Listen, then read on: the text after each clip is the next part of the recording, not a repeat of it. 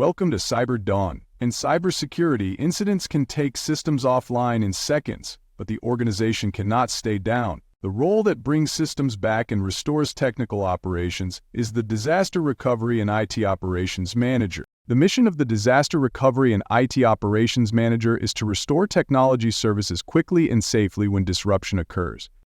They maintain disaster recovery plans, ensure backups are reliable, and coordinate technical teams to bring critical systems back online. They analyze dependencies, validate recovery time objectives, and prepare the environment so restoration happens without guesswork.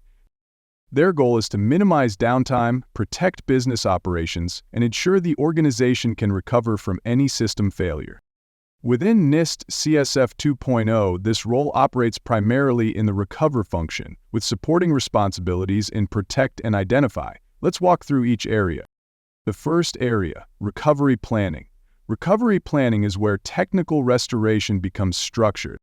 The Disaster Recovery Manager develops and maintains system-level recovery plans that define how each application, server, or service will be restored after a failure.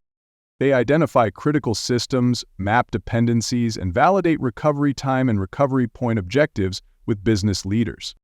These plans are rehearsed and refined so that during a real incident, technical teams know exactly how to respond. The next area, recovery improvements. After systems are restored, learning begins. The Disaster Recovery Manager reviews what worked, what failed, and what caused delays. They analyze logs, system performance, and team actions to identify gaps in recovery readiness. These insights lead to improved procedures, updated documentation, and stronger technical resilience. The next area, recovery communication.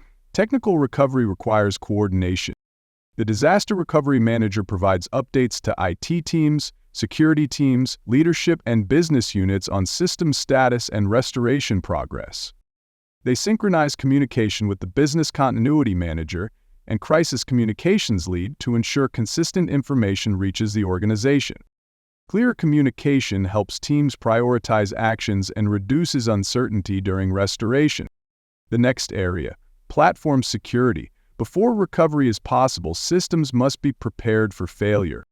The Disaster Recovery Manager ensures backup solutions, redundancy mechanisms, and failover systems are implemented and tested. They confirm that backup data is secure, accessible, and aligned with retention policies. This safeguards the environment and ensures recovery is possible when systems are compromised or unavailable. The next area, business environment. Recovery cannot happen without understanding what is critical.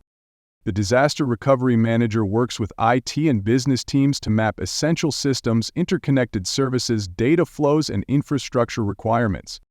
This clarity allows them to prioritize restoration actions and coordinate efforts across technical teams. The final area, asset management. Accurate asset information is essential during recovery.